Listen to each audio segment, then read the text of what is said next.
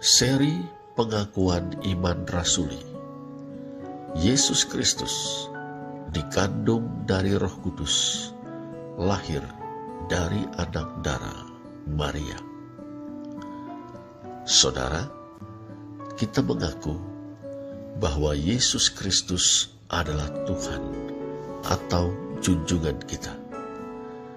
Yesus adalah Kristus, Sang Mesias yang diurapi Allah. Ia telah datang ke dalam dunia sebagai hamba Allah yang melayani dan memberikan nyawanya sebagai tebusan bagi banyak orang. Demikianlah Markus 10 ayat 45 dan Matius 20 ayat 28.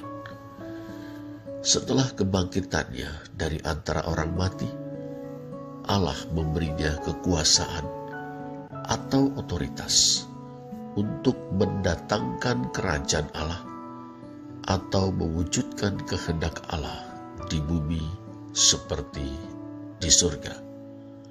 Matius 6 ayat 10, 28 ayat 18. Yesus Kristus adalah Raja yang menjalankan pemerintahan ilahi yang bertujuan menyelamatkan umatnya dari dosa mereka.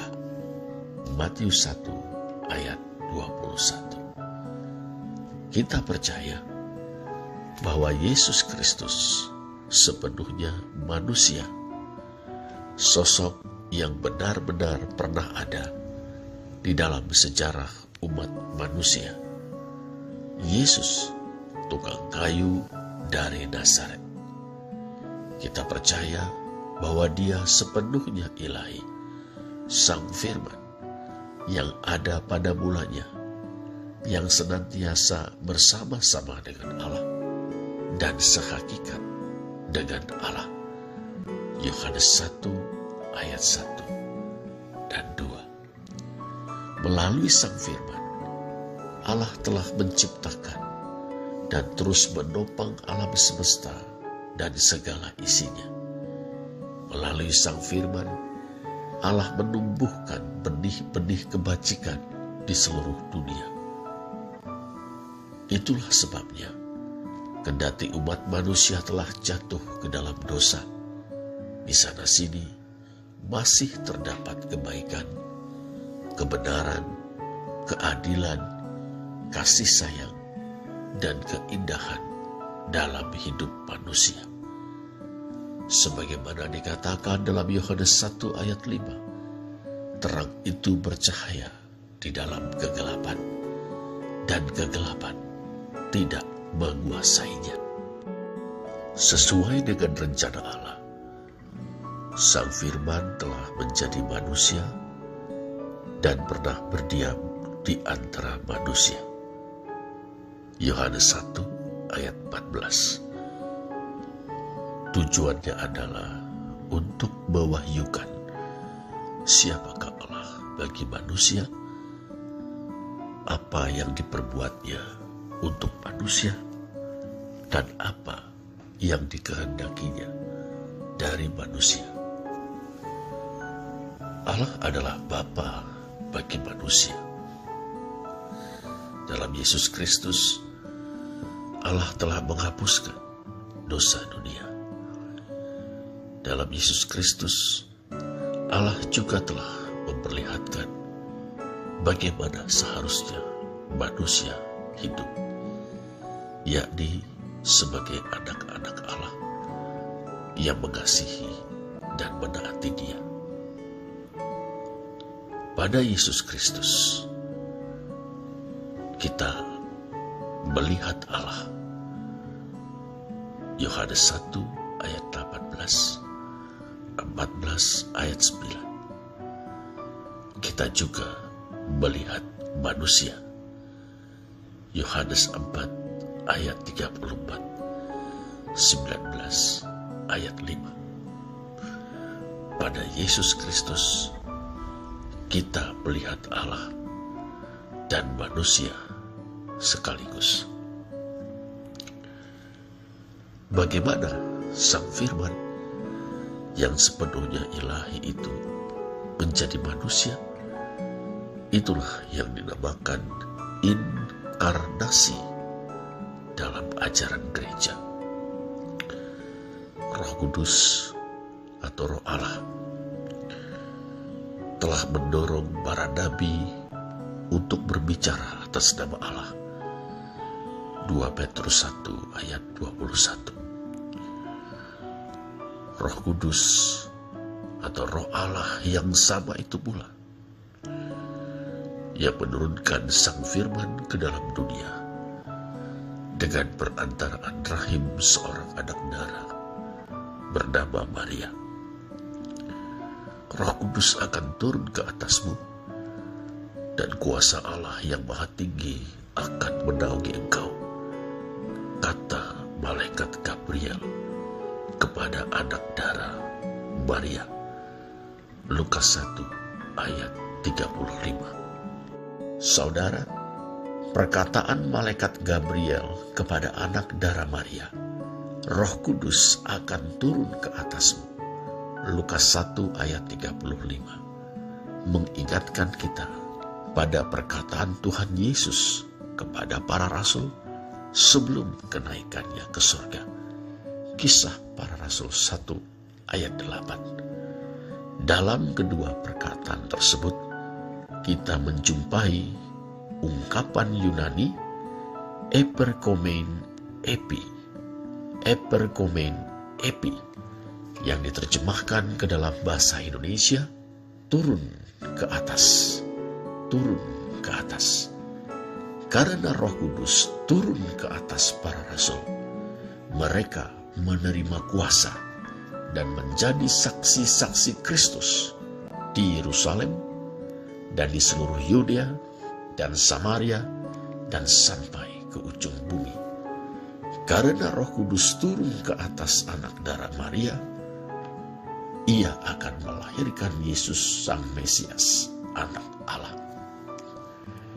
Perkataan Gabriel kepada anak darah Maria, kuasa Allah yang maha tinggi akan menaungi engkau, Lukas 1 ayat 38, mengingatkan kita pada peristiwa yang dialami oleh Petrus, Yohanes, dan Yakobus ketika Yesus dimuliakan di atas gunung, Lukas 9 ayat 34. Dalam kedua kasus, kita berjumpa dengan kata kerja Yunani episkiazein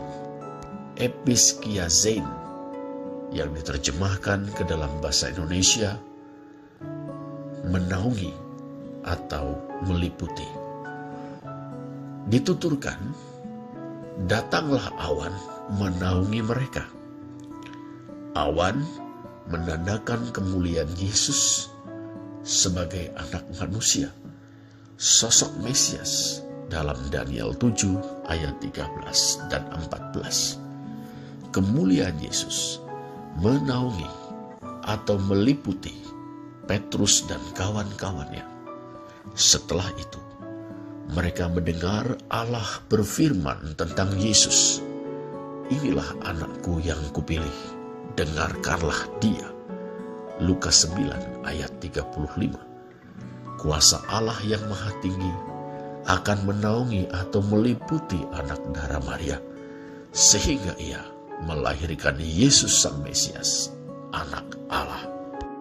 Dalam kacamata iman, bahwa seorang anak darah atau perawan mengandung adalah suatu mukjizat.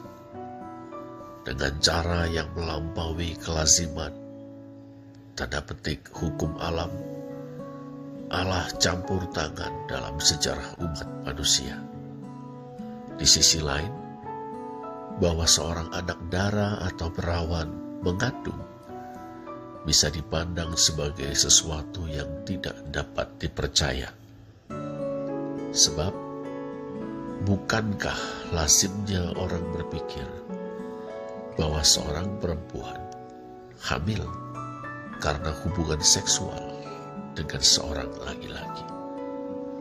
Dalam kacamata yang lazim, kehamilan seorang anak darah atau perawan adalah sekedar isapan jempol atau dalih untuk menghindari tuduhan suatu perbuatan asusila, hubungan seks di luar pernikahan. Dalam kenyataannya, inilah yang ada dalam benak Yusuf, tunangan Maria.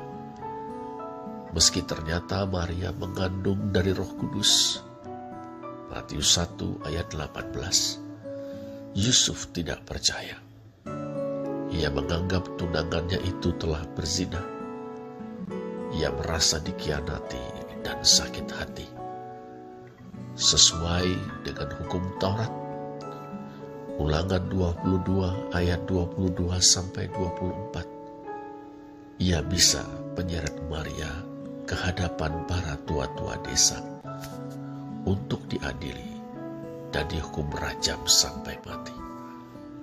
Tapi Yusuf, seorang yang berhati tulus, ia tidak tega melakukannya. Ia menimbang untuk memutuskan hubungannya dengan Maria. Ia baru mempercayai pengakuan Maria dan membatalkan niatnya setelah dikunjungi malaikat Tuhan melalui mimpi. Malaikat itu mengkonfirmasikan bahwa anak yang di dalam kandungan Maria adalah dari Roh Kudus.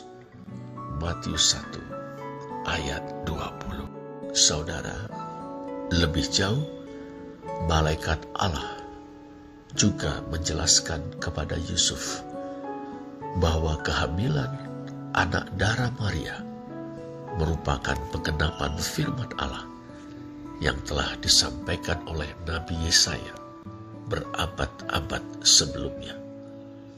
Sesungguhnya anak darah itu akan mengandung dan melahirkan seorang anak laki-laki, dan mereka akan menamakan dia Immanuel. Matius 1 ayat 23.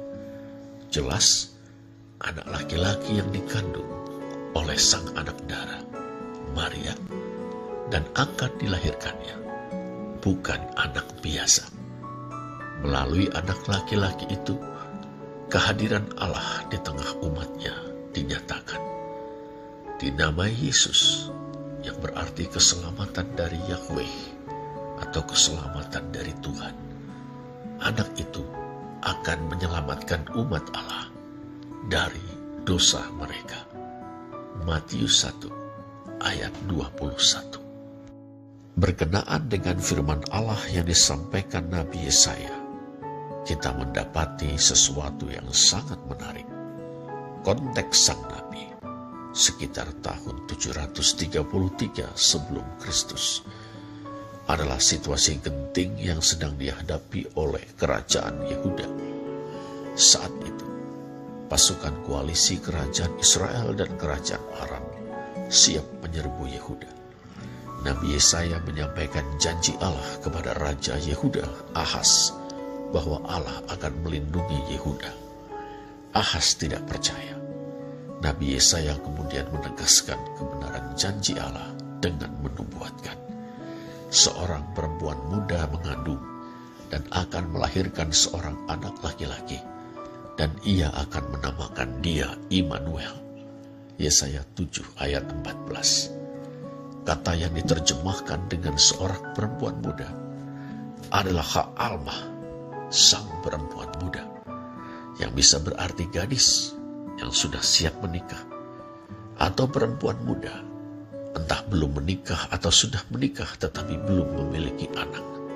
Saat itu, perempuan muda tersebut sedang mengandung dan akan melahirkan seorang anak laki-laki. Baik Nabi Yesaya maupun Raja Ahaz tentu mengenal perempuan itu. Boleh jadi ia adalah istri Raja Ahaz sendiri.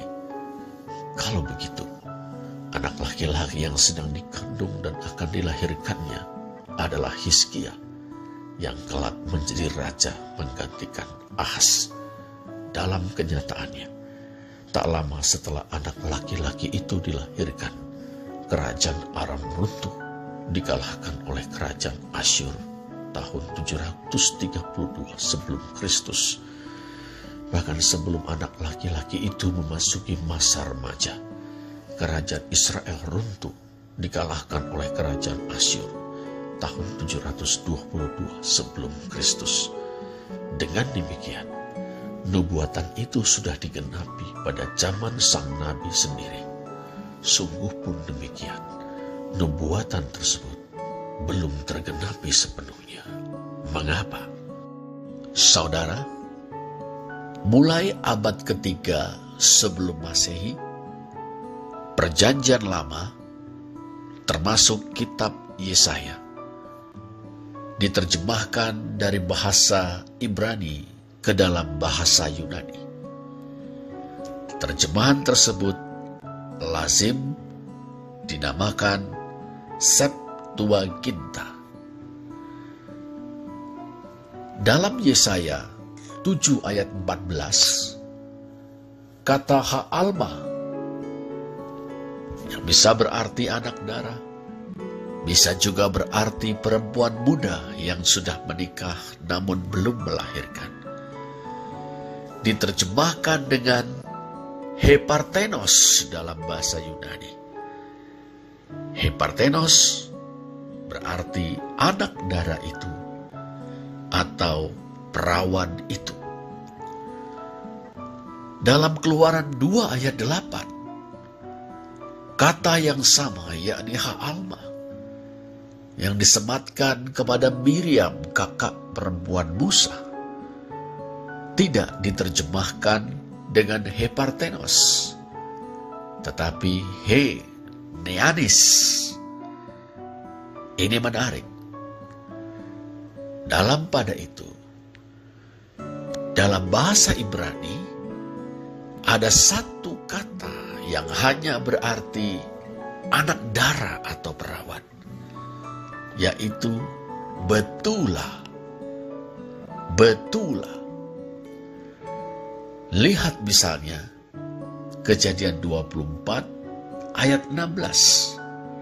Ribka disebut Betula, seorang perawan. 2 Samuel 13 ayat 2. Tamar, salah seorang putri Daud, disebut Betula, seorang perawan. Dan 1 Raja-Raja 1 ayat 2, Abisag, Betula, seorang perawan. Dalam ketiga contoh tersebut, Septuaginta menerjemahkan Betula dengan Parthenos, anak darah atau perawan. Apakah yang dapat kita katakan? Nubuatan Nabi Yesaya telah digenapi pada zaman sang nabi itu sendiri. Tetapi nubuatan tersebut kemudian digenapi secara utuh dengan cara yang lebih ajaib daripada penggenapannya yang pertama. Untuk keselamatan Yehuda, Allah memberi tanda berupa seorang perempuan muda, istri Raja Ahaz, yang sedang hamil dan akan melahirkan seorang anak laki-laki yang kelak dinamai Hizkia, seorang calon Raja Yehuda. Untuk keselamatan seluruh umat manusia, Allah memberi tanda berupa seorang anak darah atau perawan yang hamil dan melahirkan seorang anak laki-laki yang diberi nama Yesus. Ya, dialah Yesus Kristus, Immanuel sejati, Sang Juru Selamat. Sebuah tanda ajaib yang memeteraikan penggenapan janji keselamatan. Kedatangan Sang Firman yang menjadi manusia adalah kedatangan pribadi luar biasa dengan tujuan yang luar biasa. Oleh karena itu, saudara, tidak terlalu mengherankan bila cara kedatangannya juga luar biasa, Yesus Kristus Sang Firman yang menjadi manusia datang ke dalam dunia dengan dikandung dari Roh Kudus, lahir dari anak darah Maria. Maka kita pun teringat Injil Purba yang diproklamirkan Tuhan Allah segera sesudah sang manusia dan istrinya jatuh ke dalam dosa, yakni bahwa keturunan sang perempuan akan meremukkan kepala si ular. Kejadian 3:15. Kita pun diteguhkan oleh kebenaran yang dikumandangkan oleh Rasul Paulus. Setelah genap waktunya, Allah mengutus anaknya yang lahir dari seorang perempuan.